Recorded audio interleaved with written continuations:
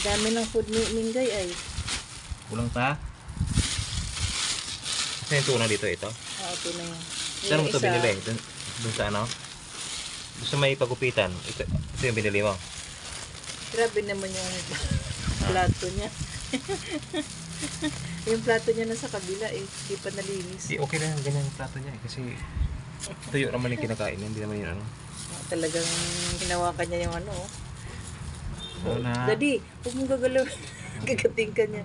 Makain yan di. Ito na flavor yan eh. Ito kasi ito may vitamins yung isa. Saan dito? Yung colorful. Ah.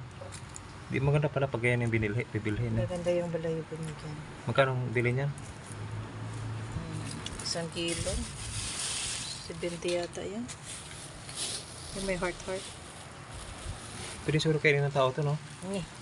Kasi dati yung kinakain ko dati yung pellets eh. Para sa ano. Yes. Oo, yung sa ano. Sa baboy yun ah. Tinitikman ko yun. Kaya doon ako tumangkad eh. Tumangkad naman ano. Kain mo din ano. Ay, palayo yung kamay mo. Ito yung tuna. Oh, para sa lang. Ano ito na yung flavor.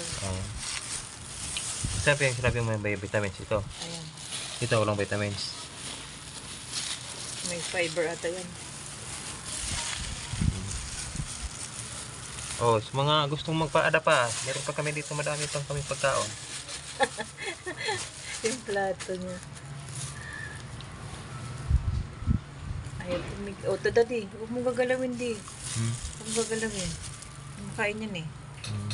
Ang rules dyan, pag kumakain, kakagatin ka talaga niya kahit amo ka. Ayos? Naka-biscuit na yan.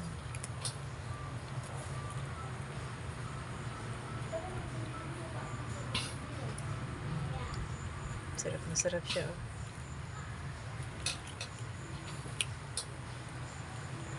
Ami ha, huwag na makulit.